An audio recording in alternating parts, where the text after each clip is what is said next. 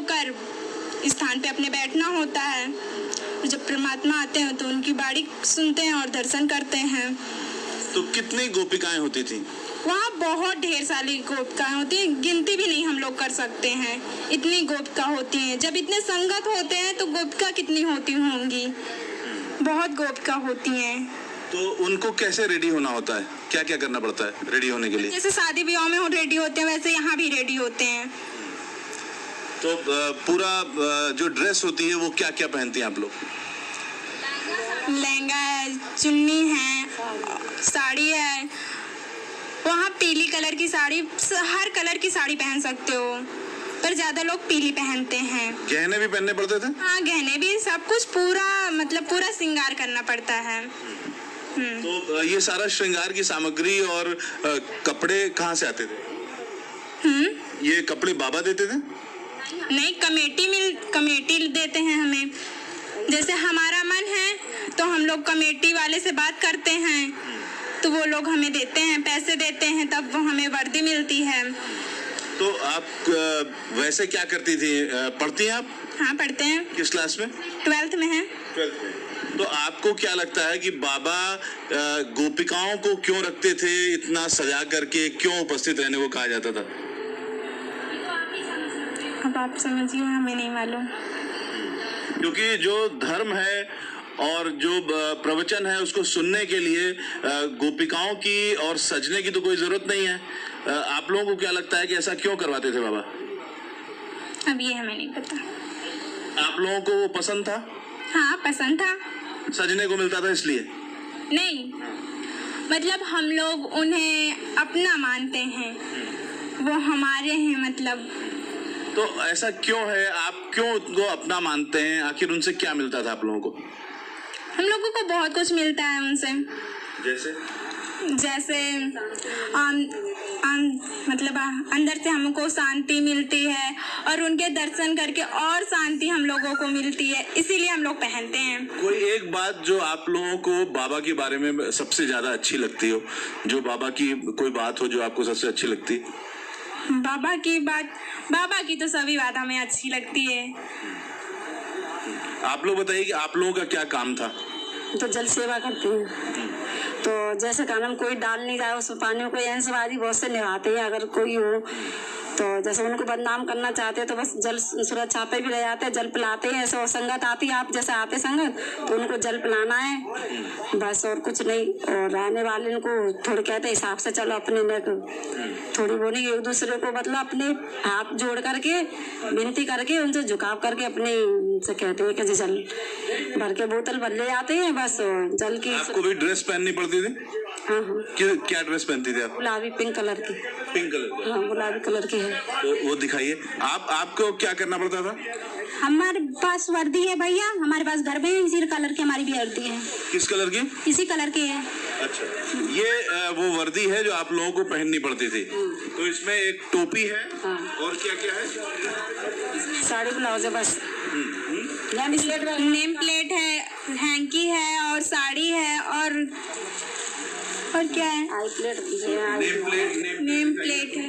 अपनी name plate दिखाइए। अच्छा, ये आई कार्ड है एक तरीके से। ये आई कार्ड है, इसमें लिखा हुआ है नारायण साकार हरि की संपूर्ण ब्रह्मांड में सदा सदा के लिए जय जयकार हो। मानव मंगल मिलन सद्भावना समागम हेतु सेवादार पहचान पत्र है ये। इसमें नाम लिखा हुआ है, ऊपर पहले ब्रांच लिखी है जल सेवा, फिर नाम लिखा है सपना ओझा, पति पिता का नाम संजय ओझा, जन्मतिथि 1/1/1980, सूरज नगर ग्वालियर मध्य प्रदेश। आप ग्वालियर की रहने वाली हैं? अच्छा, तो ग्वालियर से यहाँ पर आती हैं? हाँ, ग्वालियर से आते हैं। अच्छा, और पति आपके कहाँ हैं? ग्वालियर में अभी तो। ग्वालियर में। अच्छा, और नेम प्लेट आपकी?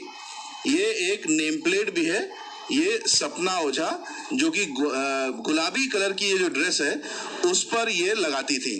तो आप दोनों लोग गुलाबी ड्रेस पहनते थे? हाँ भैया। अच्छा, तो आप क्या क्या करती थी?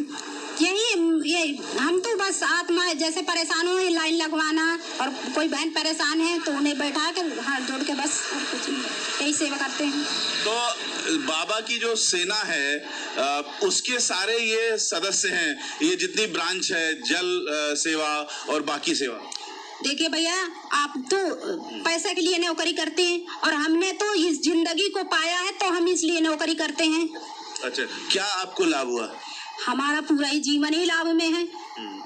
जैसे क्या, एक बार हमारे प्रेत आत्मा आ गई थी भैया, और वो आत्मा हमारे को घर पे रखी और बिना शरीर के हम परमात्मा के चरणों में आ गए। आप समझ सकते हैं, ऐसे ही भू पंडाल लगा था नारायण साकार हरि का ताला नगरी में, वहां पर आप समझ सकते हैं जो शरीर से निकल जाए वो फिर से शरीर में कैसे आ सकता है। इन परमात्मा ने हमें जीवन दान दिए हैं भैया, तो हम आते जाते हैं, हमें और क्या मिलता है, बस यही हमारा काम है। जहाँ हरि जाते हैं वहाँ हम जाते हैं, सेवा भाव करते हैं, बस अपने। आपका मुख्य काम क्या था? मुख्य काम तो हमारी वर्दी है, वर्दी लगाते हैं, वहाँ सेवा करते हैं, यही काम है। तो ये तीनों लोग वर्दीधारी हैं और कोई जल सेवा करता था, कोई भीड़ मैनेजमेंट का काम करता था, और ये जो कमांडो की ड्रेस में दिख रही हैं, ये दरअसल कमांडो के रूप में न होकर के गोपिका के रूप में होती थी। एकदम उल्टा ही काम था। सज करके और तैयार होकर के बाबा की सेवा में ये गोपिकाएं रहती थी, और हजारों हजार की संख्या में ये गोपिकाएं बाबा का प्रवचन सुनने के लिए प्रेरित की जाती थी, आदेशित की जाती थी।